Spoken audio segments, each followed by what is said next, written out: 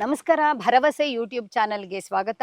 ಭರವಸೆ ಕೇವಲ ಚಾನಲ್ ಅಲ್ಲ, ಬದುಕು ಬದಲಾಗೋದಕ್ಕೆ ತೆರೆದ ಬಾಗಿಲು. ಪೇರೆಂಟಿಂಗ್ ಬಗೆಗೆ ಎಷ್ಟು ವಿಡಿಯೋ ಮಾಡಿದ್ವಿ, ಅಷ್ಟಾದ್ರೂ ಜನಕ್ಕೆ ಸಮಸ್ಯೆಗಳು ಬಗೆಹರಿತಾ ಇಲ್ಲ. ಪ್ರಶ್ನೆಗಳು ಮುಗೀತಾ ಇಲ್ಲ. ಎಷ್ಟೊಂದು ಪ್ರಶ್ನೆಗಳು, ಎಷ್ಟೊಂದು ರೀತಿಯಾದಂತಹ ಸಂದೇಹಗಳು, ಎಷ್ಟೊಂದು ರೀತಿಯಾದಂತಹ ಟೆನ್ಷನ್ನು, ಸ್ಟ್ರೆಸ್ಸು ಎಲ್ಲ ಇಟ್ಕೊಂಡು ಪೇರೆಂಟ್ಸು ಫೋನ್ ಮಾಡ್ತಾರೆ. ಇದಕ್ಕೆ ಪರಿಹಾರ ಇಲ್ವಾ ಅನ್ನೋದನ್ನು ಕೇಳ್ತಾರೆ. ನಾವು ವಿಭಿನ್ನ ನೆಲೆಯಿಂದಲೇ ಇವತ್ತು ಪೇರೆಂಟಿಂಗನ್ನು ನೋಡಬೇಕಾಗಿದೆ. ಇತ್ತೀಚೆಗೆ ತುಂಬ ಸುದ್ದಿ ಆಯಿತು, ನಿಮಗೂ ಗೊತ್ತಿದೆ. ಯಾವುದು? ಕೌನ್ ಬನೇಗಾ ಕರೋಡ್ಪತಿಯಲ್ಲಿ ಆ ಹುಡುಗ ವರ್ತಿಸಿದ ರೀತಿ. ಆ ಹುಡುಗ ಹಾಗೆ ವರ್ತಿಸಿದ ಅನ್ನೋ ಒಂದು ಕಾರಣಕ್ಕೆ ಸೋಷಿಯಲ್ ಮೀಡಿಯಾಗಳಲ್ಲಿ ಎಷ್ಟು ರೀತಿಯ ಆಕ್ಷೇಪಗಳು ಎದುರಾಯಿತು ಅಲ್ವಾ? ಆ ಹುಡುಗನನ್ನು ಸರಿಯಾಗಿ ಬೆಳೆಸಲಿಲ್ಲ, ಎಷ್ಟು ಉದ್ದಟನಾಗಿದ್ದಾನೆ, ಹಂಗ ವರ್ತಿಸೋದು, ದೊಡ್ಡವರು ಅಂತ ಗೌರವವೇ ಇಲ್ಲ, ಇತ್ಯಾದಿ ಇತ್ಯಾದಿ. ಆದರೆ ಆ ವಿಡಿಯೋ ನೋಡ್ತಾ ಇರುವ ಬಹಳಷ್ಟು ಜನ ತಂದೆ ತಾಯಿಗೆ ಅನಿಸಿದೆ, ನಮ್ಮ ಮಗ ಅಥವಾ ಮಗಳು ಕೂಡ ಹೀಗೆ ವರ್ತಿಸ್ತಾರೆ ಅಂತ. ಆದರೆ ಅವ್ರು ಹೇಳ್ಕೊಂಡಿರ್ಲಿಕ್ಕಿಲ್ಲ ಅಷ್ಟೇ. ಯಾಕೆ ಇವತ್ತಿನ ಮಕ್ಕಳು ಹೀಗೆ ವರ್ತಿಸ್ತಾರೆ? ನಾವು ತಂದೆ ತಾಯಿನೋ ಸರಿಯಾಗಿ ಬೆಳೆಸಲಿಲ್ಲ ಅಂತನೋ ಶಿಕ್ಷಕರನ್ನೋ ಬ್ಲೇಮ್ ಮಾಡೋದು ಬಹಳ ಸುಲಭ. ಆದರೆ ಅದಕ್ಕೆ ಸರಿಯಾದ ಕಾರಣವನ್ನ ಕಂಡುಕೊಂಡ್ರೆ ಅದೇ ವರ್ತನೆಯನ್ನ ನಾವು ನೋಡುವ ರೀತಿಯೇ ಬದಲಾಗಿ ಬಿಡುತ್ತೆ. ಇದಕ್ಕೆ ಕಾರಣ ಏನು ಹಾಗಾದ್ರೆ? ಡಾಕ್ಟರ್ ರೂಪಾರಾವ್ ಅವರು ಸೋಷಿಯಲ್ ಮೀಡಿಯಾಗಳಲ್ಲಿಯೇ ಇದಕ್ಕೆ ಕಾರಣವನ್ನ ವಿಶ್ಲೇಷಿಸಿ ತುಂಬ ಸೊಗಸಾದಂತಹ ಲೇಖನವನ್ನ ಬರೆದ್ರು. ಆ ಲೇಖನ ಎಷ್ಟು ಅಟ್ರಾಕ್ಟ್ ಮಾಡ್ತು ಅಂದ್ರೆ, ನಾನು ನಮ್ಮ ವಿಡಿಯೋಗೂ ಅವರು ಮಾತನಾಡಬೇಕು ಅಂತ ಅವರನ್ನ ವಿನಂತಿಸಿಕೊಂಡೆ. ಇವತ್ತು ಅವರು ಬೆಂಗಳೂರಿನ ಎಲೆಕ್ಟ್ರಾನಿಕ್ ಸಿಟಿಯಿಂದ ಎಷ್ಟು ದೂರದ ಬನ್ನಿಕುಪ್ಪೆಯಲ್ಲಿ ಇರುವಂತಹ ನಮ್ಮ ಮನೆಗೆ ಬಂದಿದ್ದಾರೆ. ನಾವು ಕೂತು ಮಾತನಾಡ್ತಾ ಇದ್ದೀವಿ. ನಮಸ್ಕಾರ ಮೇಡಮ್. ನಮಸ್ಕಾರ. ರೂಪಾರಾವ್ ಅವರು ಬೆಂಗಳೂರು ಮೂಲದವರು. ಮನಃಶಾಸ್ತ್ರದಲ್ಲಿ 2 ಸ್ನಾತಕೋತ್ತರ ಪದವೀಧರರು. ಜೊತೆಗೆ ಕ್ಲಿನಿಕಲ್ ಸೈಕಾಲಜಿ ಹಾಗೂ ಕೌನ್ಸೆಲಿಂಗ್ ಸೈಕೋಥೆರಪಿಯಲ್ಲಿ ವಿಶೇಷ ತರಬೇತಿ ಮತ್ತು ಪರಿಣಿತಿ ಹೊಂದಿದ್ದಾರೆ. ಇವರು ಸ್ಲೀಪ್ ಕೋಚ್ ಹಾಗೂ ನ್ಯೂಟ್ರಿಷಿಯನ್ ಕೂಡ. ಕಂಪ್ಯೂಟರ್ ಸೈನ್ಸ್ನಲ್ಲಿ ಡಾಕ್ಟರೇಟ್ ಮಾಡಿದ್ದಾರೆ. ವಿಶ್ವಮಾನ್ಯ ICF ಸಂಸ್ಥೆಯಿಂದ ಕೋಚಿಂಗ್ನಲ್ಲಿ PCC ಕ್ರೆಡೆನ್ಷಿಯಲ್ ಪಡೆದಿದ್ದಾರೆ. ಮೇಡಮ್, ಈಗಾಗಲೇ ನೀವು ಸೋಷಿಯಲ್ ಮೀಡಿಯಾಗಳಲ್ಲಿ ಕೊಟ್ಟಂತ ಒಂದು ಉತ್ತರ ಇತ್ತಲ್ಲ, ಆ ಮಗುವಿನ ವರ್ತನೆಯ ಬಗೆಗೆ ಕಾರಣಗಳನ್ನ ಎಷ್ಟು ಚೆನ್ನಾಗಿ ಅರ್ಥ ಮಾಡಿಸಿದ್ರಿ ಅಂದ್ರೆ ಒಂದ್ ರೀತಿಯ ಐ ಓಪನಿಂಗ್ ಇದು. ಪೇರೆಂಟ್ಸು ಹೌದಾ ಹೀಗ ಅಂತ ಅನ್ನೋ ಹಾಗಾಯ್ತು. ಅಥವಾ ಹೊರಗಿನ ಸಮಾಜ, ನಿಮ್ಮಂತವ್ರು ಅಂದ್ರೆ ನಮ್ಮಂತವ್ರು ಎಷ್ಟೋ ಸರಿ ಅಯ್ಯೋ ಯಾಕೋ ಹೀಗೆ ವರ್ತಿಸ್ತಾರೆ, ಪೇರೆಂಟ್ಸೇ ಸರಿಯಾಗಿ ಬೆಳೆಸ್ಲಿಲ್ವೇನೋ, ಇವತ್ತಿನ ಮಕ್ಕಳೇ ಹೀಗೆ ಅಂತ ಒಂದು ತೀರ್ಮಾನಕ್ಕೆ ಬಂದವ್ರ ತರ ಮಾತನಾಡ್ಬಿಡ್ತೀವಿ. ಅವು ಎರಡರ ಆಚೆ ಯಾಕೆ ಮಕ್ಕಳು ಹೀಗೆ ವರ್ತಿಸ್ತಾರೆ ಅನ್ನೋದನ್ನ ಅರ್ಥ ಮಾಡ್ಕೊಂಡ್ರೆ ಅವ್ರನ್ನ ನೋಡುವ ನಮ್ಮ ರೀತಿ ಬದಲಾಗಬಹುದು. ಹೌದು. ಆ ಒಂದು ನ್ಯೂಸ್ ಇದು KBC ಬಂದಾಗ ತುಂಬಾ ಜನ ತಂದೆ ತಾಯಿನ ಬೈದ್ರು ಫಸ್ಟ್. ನೆಕ್ಸ್ಟ್ ಮಗುಗೆ ವಿಧೇಯತೆ ಇಲ್ಲ, ವಿನಯತೆ ಇಲ್ಲ ಅಂತ. ನಾನು ಸುಮಾರು ಜನ ಮಕ್ಕಳನ್ನ, ಟೀನೇಜರ್ಸ್ನ ನೋಡಿದ್ದೀನಿ ಇತ್ತೀಚೆಗೆ. ಮೊದಲು ಹ್ಯಾಂಡಲ್ ಮಾಡುವಾಗ ಯಾಕೆ ಹೀಗೆ ಅಂತ ಅನಿಸ್ತಿತ್ತು. ಆಮೇಲೆ ನೋಡುವಾಗ ಅಥವಾ ಬೇರೆ ಹೊರಗಿನ ಮಕ್ಕಳು ನೋಡ್ಬೇಕಾದ್ರೆ ನನಗೆ ಅನಿಸಿದ್ದು ಇದು ಒಂದು ಕಾಮನ್ ಪ್ಯಾಟರ್ನ್. ಈಗಿನ ಮಕ್ಕಳು ನೋಡಿದ್ರೆ ಅವರಲ್ಲಿ ಗ್ರೂಪಲ್ಲಿ ಒಂದಷ್ಟು ಕಾಮನ್ ಪ್ಯಾಟರ್ನ್ಸ್ ಇರುತ್ತವೆ. ಈ ಹುಡುಗನು ಅದೇ ಒಂದು ಕಾಮನ್ ಪ್ಯಾಟರ್ನ್. ಅವನೇನು ಬಹುಶಃ 9th and 10th standard, 9th ಅಥವಾ 9 years ಅಥವಾ 10 years ಅಷ್ಟೇ ಅನ್ಸುತ್ತೆ. ಈಗ ನೀವು ಇದನ್ನ ಅರ್ಥ ಮಾಡ್ಕೋಬೇಕಾದ್ರೆ ಯಾಕೆ ಹೀಗೆ ಮಕ್ಕಳು ಡಿಸೋಬಿಡಿಯಂಟ್ ಆಗಿದ್ದಾರೆ ಅಥವಾ ಅವಿಧೇಯತೆ ತೋರ್ತಾರೆ ಅಥವಾ ಇಂಪಲ್ಸಿವ್ ಆಗಿದ್ದಾರೆ, ಇದನ್ನೆಲ್ಲ ನಾವು ನೋಡ್ಬೇಕಂತ ಹೇಳಿದ್ರೆ ನಾವು ಈ ಜನರೇಷನ್ಸ್ನ ಅರ್ಥ ಮಾಡ್ಕೊಳ್ಬೇಕು. ಓಕೆ. ಸೊ ಜನರೇಷನ್ಸ್ ಇವಾಗ ನಾವು ನಮ್ಮ ಜನರೇಷನ್ಸ್ Gen X ಮುಂಚೆ ಬರುತ್ತೆ. ನಮ್ಗಿಂತ ಮುಂಚಿನವರು ಇವರು Gen X ಗೆ ಮುಂಚೆ ಬರುತ್ತೆ ಒಂದು. ಸೊ ಅವ್ರನ್ನ ಬಿಟ್ರೆ ನೆಕ್ಸ್ಟ್ Gen X, ಆಮೇಲೆ Gen Y. ಇವಾಗಿರೋರೆಲ್ಲ Gen X, Gen Y parents. Okay, ಆಮೇಲೆ Gen Z ಗಳು ಈಗ ಪೇರೆಂಟ್ಸ್ ಆಗ್ತಾರೆ. ಈಗ ನಾವು ಏನು ಚೆಕ್ ಮಾಡ್ಬೇಕಂತ ಹೇಳಿದ್ರೆ Gen X ಅವರು ಯೂಶಲಿ 70 ಇಂದ 84 ತನಕ ಬರ್ತಾರೆ. Gen Y ನವರು ಮಿಲೇನಿಯಲ್ಸ್ ಅಂತ ಕರಿತೀವಿ, ಅವರು 84 ಇಂದ 94 ತನಕ ಬರ್ತಾರೆ. Gen Z ಹುಟ್ಟಿದವರು, ಆ ಅವಧಿಯಲ್ಲಿ ಹುಟ್ಟಿದವರು. ಹಾಗೇನೆ ಈ Gen Z ನವರು 94, 95 ಇಂದ ಹುಟ್ಟಿದವರು. ಅವರು ಬಂದು 2010 ತನಕ. ಎವ್ರಿ 16 years ಒಂದು ಜನರೇಷನ್ ಬರುತ್ತೆ ಅಂತ. ಸೊ ಈಗ ಈ ಒಂದು ಹುಡುಗ ಹುಟ್ಟಿರೋದು ಒಂದು ವಿಚಿತ್ರವಾದ ಜನರೇಷನ್ ಅಂತ ಕರಿತೀವಿ. ಯಾಕೆ ಅಂತ ಹೇಳ್ತೀನಿ. ಇದು ಜೆನ್ ಆಲ್ಫಾ ಅಂತ ಹೇಳಿ ಆಲ್ಫಾ ಅಂತ ಹೇಳಿದ್ರೆ ಮುಂಚೂಣಿಲಿರೋದು. ಓ ಓಕೆ, ಆಲ್ಫಾ. ಸೊ ಈ ಆಲ್ಫಾ ಕಿಡ್ಸ್ ಅಂತಾನೆ ಕರೆಯೋಣ. ಈಗ ನಾವು ಈ ಒಂದು ಜನರೇಷನ್ ಅಂದ್ರೆ 2010 ಇಂದ ಹುಟ್ಟಿರೋರು 2025 ತನಕ ಅಂದ್ರೆ 15-16 ವರ್ಷ. ಅಂದ್ರೆ ಈ ಒಂದು ಕರೆಕ್ಟ್ ಹದಿಹರೆಯಕ್ಕೆ ಬಂದಂತ. ಕರೆಕ್ಟ್ ಹದಿಹರೆಯಕ್ಕೆ ಬಂದಿರೋರು. ಇಲ್ಲಿ ಒಂದು ವಿಷಯ ಅರ್ಥ ಮಾಡ್ಕೋಬೇಕಂದ್ರೆ ಈ ಹದಿಹರೆಯಕ್ ಮುಂಚೆನೆ ಈ ಎಲ್ಲಾ ಬಿಹೇವಿಯರ್ಸ್ ಈ ಜೆನ್ಸಿನವರು ಈ ಒಂದು ಹದಿಹರೆಯಕ್ ಮುಂಚೆ ಏನ್ ಬಿಹೇವಿಯರ್ ಇತ್ತು ಅದು ಜೆನ್ ಆಲ್ಫಾ ಈಗಾಗಲೇ ಸ್ಟಾರ್ಟ್ ಆಗಿದೆ. ಓ ಈಗ ಆಕ್ಚುಲಿ ಒಬ್ರು ವೆಸ್ಟರ್ನ್ ಸೈಂಟಿಸ್ಟ್ ವೆಸ್ಟರ್ನ್ ನ್ಯೂರಾಲಜಿಸ್ಟ್ ಅವ್ರ ಹೆಸರು ಮರ್ತೋಯ್ತು. ಅವ್ರು ಒಂದು ಬುಕ್ ಬರ್ದಿದ್ದಾರೆ, gen Z kids are selfish kids ಅಂತ. ಓಕೆ, ಬಟ್ ನಮ್ಮ ಭಾರತದಲ್ಲಿ ಜೆನ್ಸಿ ಕಿಡ್ಸ್ ಸೆಲ್ಫಿಶ್ ಆಗಿಲ್ಲ. ಯಾಕೆ ಅಂದ್ರೆ ನೀವು ಯೂಶಲಿ ನೋಡಿದ್ರೆ ವೆಸ್ಟರ್ನ್ ಕಲ್ಚರ್ ನಮ್ಗಿಂತ ಸ್ವಲ್ಪ ಫಾಸ್ಟರ್ ಇರುತ್ತೆ. ಅವ್ರು ಏನೇನು ಎಕ್ಸ್ಪ್ಲೈನ್ ಮಾಡಿದ್ರು ಕ್ಯಾರೆಕ್ಟರಿಸ್ಟಿಕ್ಸ್ ಅದು ಇವಾಗಿನ ಮಕ್ಕಳಲ್ಲಿ ಇದೆ, ಅಂದ್ರೆ ಜೆನ್ ಆಲ್ಫಾನಲ್ಲಿದೆ. ಓಕೆ, ಒಂದು ಜನರೇಷನ್ ಸ್ವಲ್ಪ ಸ್ವಲ್ಪ ಜನರೇಷನ್. ಅದಕ್ಕೆ ನಾನೇನ್ ಹೇಳ್ತೀನಿ, ನನ್ನ ಹತ್ರ ಬಂದಾಗ ಯೂಶಲಿ ಬರ್ತಾರಲ್ಲ 18 ವರ್ಷ ಹುಡುಗ ಬಂದ್ರು 17-18 ಇಯರ್ಸ್ ಬಂದ್ರು ನಾನು I treat them as alpha only. ಇದಕ್ಕೆ ಯಾಕೆ ಈ ಮಕ್ಳಿಗೆ ಮಕ್ಳು ಕೆಟ್ಟವ್ರಂತ ಅಲ್ಲ, I am telling gen alpha ಮಕ್ಳು ಕೆಟ್ಟವರಲ್ಲ ಅಥವಾ ಅವಿಧೇಯತೆ ತೋರೋದಿಲ್ಲ. ಅವ್ರಿಗೆ ಒಂದೇ ಒಂದು ಆ ಸೋಷಿಯಲೈಸೇಷನ್ ಅನ್ನೋದು ನಮ್ಗೆ ಅಥವಾ ಜೆನ್ಸಿ ಅವ್ರಿಗೆ ಅಥವಾ ನಮ್ಗಿಂತ ಮುಂಚಿನವ್ರಿಗೆ ಸಿಕ್ಕಿರುವಂತಹ ಒಂದು ಸೋಷಿಯಲೈಸೇಷನ್ ಸ್ಕಿಲ್ ಸಿಗ್ಲಿಲ್ಲ ಅವ್ರಿಗೆ. ಹೌದು.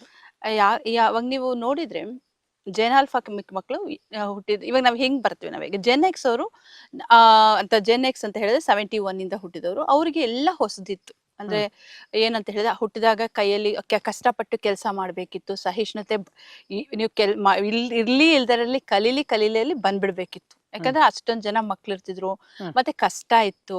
ಅವಾಗಿನ ತರ ಡಿಜಿಟಲ್ ಇದಿರಲಿಲ್ಲ. ಒಂದು ಬುಕ್ ಒಂದ್ರ ಬಗ್ಗೆ ಇನ್ಫಾರ್ಮೇಶನ್ ಬೇಕಂದ್ರೆ ಲೈಬ್ರರಿ ಟು ಲೈಬ್ರರಿ ಅಲಿಬೇಕಿತ್ತು, ಪೇಪರ್ ಹುಡುಕ್ಬೇಕಿತ್ತು. ಸೊ ಅಂತಹ ಒಂದು ಜನರೇಷನ್ ಜೆನ್ ಎಕ್ಸ್. ಹಾಗಾಗಿ ಅವ್ರಿಗೆ ನ್ಯಾಚುರಲಿ ಆ ಒಂದು ಸಹಿಷ್ಣುತೆ ತುಂಬಾ ಇದೆ. ಆಮೇಲೆ ಬರೋದು ಜೆನ್ ವೈ. ಜೆನ್ ವೈ ಅವ್ರಿಗೆ ಬಂದಾಗ ಅವ್ರು ಆ ಮಕ್ಕಳು ಹುಟ್ಟಿ ಬೆಳೆಯೋ ಅಷ್ಟೊತ್ತಿಗೆ ಟಿವಿ ಇಂಟ್ರೊಡ್ಯೂಸ್ ಆಯ್ತು. ಸೊ ಅವ್ರು ಏನ್ ಮಾಡಿದ್ರು, ಟಿವಿನಲ್ಲಿ ಅವ್ರಿಗೂ ಅಷ್ಟೇ ಆಲ್ಮೋಸ್ಟ್ ಜೆನ್ ಎಕ್ಸ್ ಅಂತಾನೆ ಹೇಳಿ ಕರಿತೀವಿ, ಜೆನಿಯಲ್ಸ್ ಅಂತ ಕರಿತೀವಿ. ಜೆನ್ ಎಕ್ಸ್ ಮತ್ತೆ ಜೆನ್ ವೈ ಮಧ್ಯದಲ್ಲಿ ಹುಟ್ಟಿರೋರ್ನ ಜೆನಿಯಲ್ಸ್ ಅಂತ ಕರಿತೀವಿ. ಅಂದ್ರೆ 77, 79 ಆ ತರದಿಂದ ಹುಟ್ಟಿ 84 ಒಳಗಡೆ ಹುಟ್ಟಿರೋರ್ನ ಜೆನಿಯಲ್ ಅಂತ ಕರಿತೀವಿ. ಈ ಜೆನ್ ವೈ ಅವ್ರಿಗೆ ಪೇರೆಂಟ್ಸ್ ಬಂದ್ಬಿಟ್ಟು ಜೆನ್ ಎಕ್ಸ್ ಮತ್ತೆ ಬೂಮರ್ಸ್ ಪೇರೆಂಟ್ಸ್ ಇದ್ರು. ಅವರು ತಮ್ಮ ಒಂದು ವ್ಯಾಲ್ಯೂಸ್ ಏನಿತ್ತು ಅದನ್ನ ಆ ಮಕ್ಕಳಿಗೆ ಹೇಳ್ಕೊಟ್ರು. ಇವರು ಬೆಳೆದು ದೊಡ್ಡವರಾಗೋಷ್ಟೊತ್ತಿಗೆ ನಮ್ಮ ಭಾರತದಲ್ಲಿ ಡಿಜಿಟಲ್ ಕ್ರಾಂತಿ ಸ್ಟಾರ್ಟ್ ಆಯ್ತು. ಸೊ ಅವಾಗ ಡಿಜಿಟಲ್ ಕ್ರಾಂತಿ ಸ್ಟಾರ್ಟ್ ಆಯ್ತು, ಕಂಪನೀಸ್ ಬಂತು.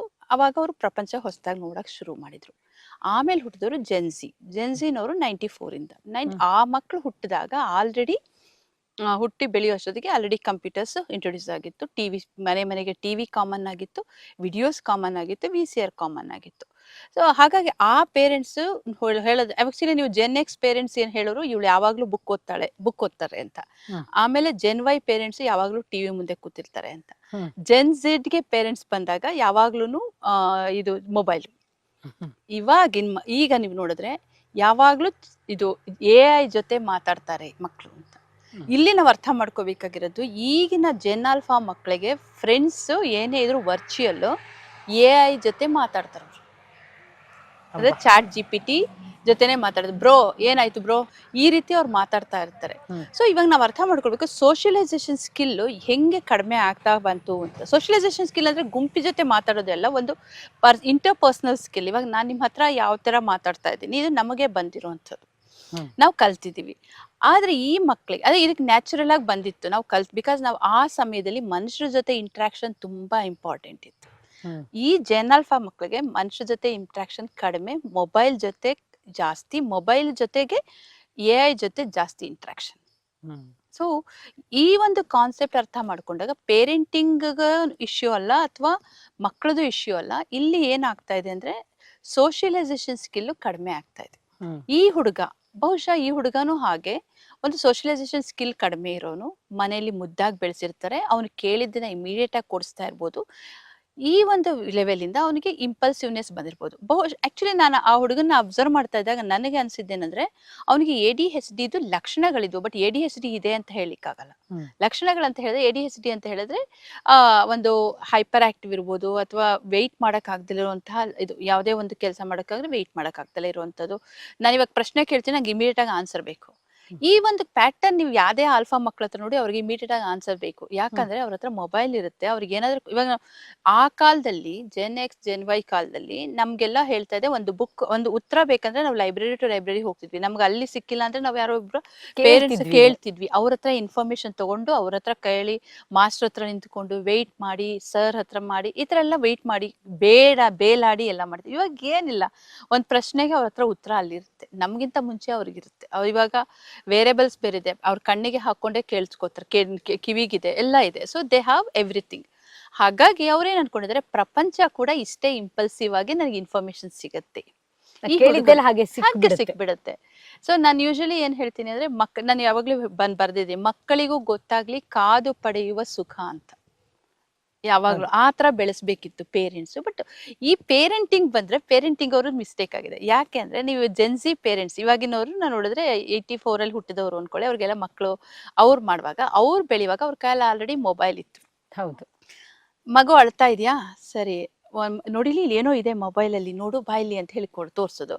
ಆ ಮಗು ಏನ್ ಅನ್ಕೊಳ್ಳುತ್ತೆ, ಓ ಇದೇನೋ ಮಾಯಾ ಬಾಕ್ಸ್, ಇದು ದಿಸ್ ಈಸ್ ಸಮಥಿಂಗ್, ಇದು ಮ್ಯಾಜಿಕ್ ಬಾಕ್ಸ್, ನಂಗೆಲ್ಲ ಇನ್ಫಾರ್ಮೇಶನ್ ಸಿಗುತ್ತೆ, ಸೊ ನಾನು ಅದ್ರಲ್ಲೇ ನೋಡ್ಬೇಕು ಅಂತ. ಯಾವಾಗ ಇದು ನಾನು ಮೊನ್ನೆ ನೋಡಿದೆ, 1.5 ವರ್ಷ 1.25 ವರ್ಷ ಆ ಮಗು ಹತ್ರ ತಂದೆ ತಾಯಿ ಬಂದಿದ್ದಾರೆ, ಹೇಗೆ ಮಾತಾಡ್ತಾ ಇದೆ, ಮಗು ಗಲಾಟೆ ಮಾಡುತ್ತಲ್ಪ, ಏನ್ ಮಾಡ್ತಾರೆ, ಏನಿಲ್ಲ ಮೊಬೈಲ್ ತೋರ್ಸ್ಕೊಟ್ಬಿಟ್ರೆ, ಕೈ ಕೊಟ್ರೆ ಆರಾಮಾಗಿ ನೋಡ್ಕೊಂಡು ಕೂತಿರ್ತಾಳೆ. 1.5 years ಇದು 1.25 ವರ್ಷದ ಮಗುಗೆ ಈ ತರ ಕೊಟ್ಟಾಗ ಆ ಮಗು ಮುಂದೆ ಏನಾಗುತ್ತೆ, ಅದ್ರ ಪ್ರಪಂಚನೇ ಮೊಬೈಲ್ ಆಗತ್ತೆ. ನಾವಿಲ್ಲಿ ನೋಡುವಾಗ ಒಂದು ಡಿಜಿಟಲ್ ಯುಗದ ತೊಂದ್ರೆ, ಈ ಮಕ್ಕಳದು ತೊಂದ್ರೆ. ಆಕ್ಚುಲಿ ಇನ್ನೂ ಒಂದಷ್ಟು ರಿಸರ್ಚಸ್ ನಡೀತಾ ಇದೆ ಈಗಿನ ಕಾಲದ ಮಕ್ಕಳಿಗೆ. ಅಂದ್ರೆ ಈ ಫುಡ್ ಇದು ಜೆನೆಟಿಕಲಿ ತುಂಬಾ ಬದಲಾವಣೆ ಆಗಿದೆ, ವೈರಿಂಗೇ ಚೇಂಜ್ ಆಗಿದೆ, ಹುಟ್ಟಿದಾಗ್ಲೇ ವೈರಿಂಗ್ ಚೇಂಜ್ ಆಗಿದೆ ಅಂತ ಹೇಳ್ತಾರೆ neuroscientist. So and then third ಬಂದ್ರೆ ಈ ಮಕ್ಕಳದು ಪೇರೆಂಟಿಂಗು, ಆಮೇಲೆ ಸಮಾಜ, ಈ ಎಲ್ಲಾದ್ರ ಕಾರಣದಿಂದ ನೀವು ಬಹುತೇಕ ಮಕ್ಕಳಲ್ಲಿ ಇದನ್ನ ನೋಡ್ತೀರಾ. ಬಟ್ ಈ ವರ್ತನೆ ನೀವು ಇದೇ ವರ್ತನೆ ಹಳ್ಳಿಗಳಲ್ಲಿ ನೋಡಿದ್ರೆ ಇರೋಲ್ಲ. ಎಲ್ಲಿ ಈ ಒಂದು ಕೂಡು ಕುಟುಂಬದಲ್ಲಿ ಅಥವಾ ಇದ್ರಲ್ಲಿ ಬೆಳೆಸಿರ್ತಾರೋ, ಬಡತನದಲ್ಲಿ ಬೆಳೆಸಿರ್ತಾರೋ, ಅವ್ರಿಗೆ ಅಷ್ಟಿರೋದಿಲ್ಲ. ಬಟ್ ನಾನು ಮೊನ್ನೆ ನೋಡಿದೆ, ಒಂದು ಎಕ್ಸಾಂಪಲ್ ಬಂತು ನನ್ನ ಹತ್ರ ಸುಧಾ. ಅವರು ಪಾಪ ಅಪ್ಪ ಅಮ್ಮ ತುಂಬಾ ಕಷ್ಟದಲ್ಲಿ ಬೆಳೆಸ್ಯಾರ ಮಗನ. ಅವ್ರು ಯಾವ್ದೋ ಒಂದು ಸ್ಕೂಲಿಗೆ ಕಳ್ಸಿದ್ರು ಅವನ್ನ, 1.5 ಲಕ್ಷ 2 ಲಕ್ಷ ವರ್ಷಕ್ಕೆ. ಅವರಪ್ಪ ಪೇಂಟರ್. ಮಗನ ಚೆನ್ನಾಗಿ ಓದಿಸ್ಬೇಕು ಅಂತ ಅವ್ನು 6th or 7th ಸ್ಟ್ಯಾಂಡರ್ಡ್ ಬಂದವನೇ ಹಠ, ನಾನು ಸ್ಕೂಲ್ಗೆ ಹೋಗಲ್ಲ ವಾಪಸ್ಸು, ನಾನು ಹಾಸ್ಟೆಲ್ಗೆ ಹೋಗಿರಲ್ಲ ಅಂತ. ಹೇಗೆ ಮಾಡ್ದಾನೆ, ನನಗೆ ಸೈಕಲ್ ಕೊಡ್ಸಿದ್ರೆ ನಾನು ಹೋಗ್ತೀನಿ ಅಂತ. ಆ ಸೈಕಲ್ ಕಾಸ್ಟ್ ಎಷ್ಟಿದೆ ಅಂದ್ರೆ 30,000 ರೂಪೀಸ್ ಸೈಕಲ್. ಆನ್ಲೈನ್ ಹುಡುಕಿ ನಂಗೆ ಇದೇ ಸೈಕಲ್ ಕೊಡ್ಸಿದ್ರೆ ಮಾತ್ರ ಹೋಗ್ತೀನಿ. ಪಾಪ ಅವ್ರು ಎಲ್ಲಿಂದ ತರ್ತಾರೆ ಪೇಂಟರು? ಏನ್ ಮಾಡಿದ್ರು ಪಾಪ, ಅವ್ರು ಸಾಲ ಅಂತಲ್ಲ, ಅವ್ರ ಅಮ್ಮಂದು ಒಡವೆನ ತಗೊಂಡು ಹೋಗಿ ಇಟ್ಟು ಕೊಡ್ಸಿದ್ದಾರೆ. ನಾನು ಹೇಳಿದೆ ವೆಯ್ಟ್ ಮಾಡಿ. ಇಲ್ಲ ಮೇಡಮ್, ಬೇರೆಯವರೆಲ್ಲ ತಗೊಳ್ತಾ ಇದಾರಂತೆ, ಅವ್ನಿಗೆ ಬೇಕಂತೆ, ಆಮೇಲೆ ಅವ್ನಿಗೆ ಬೇಜಾರಾಗುತ್ತೆ, ಅವ್ನು ಹಾಸ್ಟೆಲ್ಗೆ ಹೋಗಲ್ಲ ಅಂತೆ. ಅವ್ರ ಪಾಪ ಅದನ್ನ ತೀರ್ಸಕ್ಕೆ ಎಷ್ಟು ಕಷ್ಟ ಪಡ್ಬೇಕು. ಅವ್ನು ಒಂದ್ ದಿನಕ್ಕೆ 1,500 ರೂಪಾಯಿ ಸಂಪಾದನೆ ಮಾಡ್ತಾರೆ ಅಷ್ಟೇ, 1,000-1,500 ರೂಪಾಯಿ ಸಂಪಾದನೆ ಮಾಡ್ತಾರೆ. ಈ ತರ ಮಾಡಿದ್ರು. ಇದನ್ನ ನೋಡಿದಾಗ ನಾವು ಒಂದು ಪ್ಯಾಟರ್ನ್ ನೋಡಿದೆ, ಪೀರ್ ಇನ್ಫ್ಲೂಯೆನ್ಸ್ ಇದೆ, ಸೋಷಿಯಲ್ ಮೀಡಿಯಾ ಅಫೆಕ್ಟ್ ಇದಿದೆ, ಸೋಷಿಯಲ್ ಮೀಡಿಯಾ ಇನ್ಫ್ಲೂಯೆನ್ಸ್ ಜಾಸ್ತಿ ಇದೆ. ಆಮೇಲೆ ಮಕ್ಕಳು ಹಠ ಮಾಡಿದ್ರೆ ಅವ್ರಿಗೆ ಏನ್ ಬೇಕೋ ಇಮಿಡಿಯೇಟ್ ಆಗಿ ಕೊಡಿಸ್ಬೇಕು ಅನ್ನೋ ಒಂದು ಮೆಂಟಾಲಿಟಿ ಪೇರೆಂಟ್ಸ್ ಅಲ್ಲಿ ಬಂದಿದೆ. ಅವ್ರು ಬಡವರಾಗ್ಲಿ ಶ್ರೀಮಂತರಾಗ್ಲಿ ಏನೋ ಒಂದ್ ಮಾಡೋಣ ಅಂತ. ಈಗ ಮಕ್ಕಳಲ್ಲೂ ಸಹ ತಾಯಿ ತಂದೆ ಕಷ್ಟ ಅರ್ಥ ಮಾಡ್ಕೊಳ್ಳುವಂತ ಸ್ವಭಾವ ಇಲ್ಲ. ಬಹುಶಃ ಇವೆಲ್ಲಾ ಕಾರಣದಿಂದ ಈ ಇಂಪಲ್ಸಿವ್ನೆಸ್, ಈ ಅಸಹನೆ, ನಾನು ಇನ್ನೂ ಒಂದ್ ಹೇಳಿದ್ರೆ ಅಸಹನೆ ಅನ್ನೋದು ಮಕ್ಕಳಲ್ಲಿ ಬೆಳೀತಾ ಇದೆ ಅಂತ ಅನ್ಸುತ್ತೆ. ಕಾದು ಪಡೆಯುವ ಸುಖ ಅನುಭವಿಸ್ತಾ ಇಲ್ಲ. ಮೇಡಮ್, ನಿಮ್ಮ ಮಾತು ಕೇಳ್ತಾ ಇರುವಾಗ ನನಗೆ ಒಂದು ಘಟನೆ ನೆನಪಾಯ್ತು. ನಾವು ಪೇರೆಂಟಿಂಗ್ ವರ್ಕ್ಶಾಪ್ ಅನ್ನ ಮಾಡಿದ್ವಿ. ಅಲ್ಲಿ ತುಂಬಾ ಜನ ಪೇರೆಂಟ್ಸ್ ಪ್ರಶ್ನೆಗಳನ್ನ ಕೇಳಿದ್ರು, ನಮ್ಮ ಮಕ್ಕಳನ್ನ ಹೇಗೆ ಕನ್ವಿನ್ಸ್ ಮಾಡಬೇಕು. ಯಾಕಂದ್ರೆ ಕೇಳ್ತಾರೆ, ನನ್ಗೆ ಅದು ಕೊಡ್ಸು, ಇದು ಕೊಡ್ಸು, ಹಾಗ್ ಮಾಡು, ಹೀಗ್ ಮಾಡು, ಅವನದು ತಗೊಂಡ, ಇದು ತಗೊಂಡ, ನನಗೂ ಕೊಡ್ಸು ಅಂತ ಕೇಳ್ತಾರೆ. ನಾವು ಹೇಗೆ ಕನ್ವಿನ್ಸ್ ಮಾಡಬೇಕು ಅಂತ. ಆಗ ಡಾಕ್ಟರ್ ಉಮಾ ಹಿರಿಸಾವೆ ಅವರು, ತಮಗೆ ಗೊತ್ತು, ತುಂಬಾ ಒಳ್ಳೆಯ ಮನಃಶಾಸ್ತ್ರಜ್ಞೆ, ಅವ್ರು ಒಂದ್ ಮಾತನ್ನ ಹೇಳಿದ್ರು. ಅವರ ಅನುಭವದಲ್ಲಿ ಕಂಡುಕೊಂಡಿದ್ದಂತೆ, ಸಾಮಾನ್ಯವಾಗಿ ಮೊದಲು ಹಳ್ಳಿಗಳಲ್ಲೂ ಅಥವಾ ಎಲ್ಲೇ ಇದ್ರೆ ಮಗುಗೆ ಒಂದು ಮಾತನ್ನ ಹೇಳ್ತಾ ಇದ್ರು, ಇದು ನಮ್ಮ ಮನೆಯ ವ್ಯಾಲ್ಯೂ ಅಪ್ಪ, ಇದು ನಮ್ಮ ಮೌಲ್ಯ ಅಪ್ಪ, ನಾವ್ ಹೀಗೆ ಬದುಕ್ತೀವಪ್ಪ ಅಂತ. ಆ ಒಂದು ಬದ್ಧತೆ ತಂದೆ ತಾಯಿಗಿರ್ತು. ನಾವು ಬದುಕೋದು ಹೀಗಪ್ಪ, ನಾವು ಹಾಸಿಗೆ ಇದ್ದಷ್ಟು ಕಾಲು ಚಾಚುವವರು, ನಮ್ ಜೀವನ ಹೀಗೆ, ನನ್ಗಿಷ್ಟು ಸಾಧ್ಯ ಆಗತ್ತಪ್ಪ, ನಾನಿಷ್ಟು ಕೊಡಿಸಬಲ್ಲೆ, ಹೀಗೆ ಹೇಳುವ ಧೈರ್ಯ ಕೂಡ ನಮಗಿಲ್ಲ. ಯಾಕಂದ್ರೆ ನಾವು ಹಾಗೆ ಬದುಕ್ತಾ ಇಲ್ಲ. ವ್ಯಾಲ್ಯೂ ಅಂತ ಅಂದಾಗ ಅಂದ್ರೆ ಇದು ನಮ್ಮ ಬದ್ಧತೆ ಆಗ್ಲಿಲ್ಲ. ಬಹುಶಃ ಮಕ್ಕಳನ್ನ ಬೆಳೆಸ್ತಾ ಬೆಳೆಸ್ತಾ ನಾವು ಬೆಳಿಬೇಕು ಅನ್ನೋದು ಇಲ್ಲಿ ಅಂತ ಅನ್ಸುತ್ತೆ. ಬಹುಶಃ ತಂದೆ ತಾಯಿಗಳು ಕೂಡ ಇದನ್ನ ಅರ್ಥ ಮಾಡ್ಕೊಳ್ಬೇಕಾಗಿದೆ. ಇದು ನಮ್ಮ ಕುಟುಂಬದ ಮೌಲ್ಯ, ಇದು ನಮ್ಮ ಮೌಲ್ಯ, ನಾವು ಹೀಗಿದ್ದೀವಿ.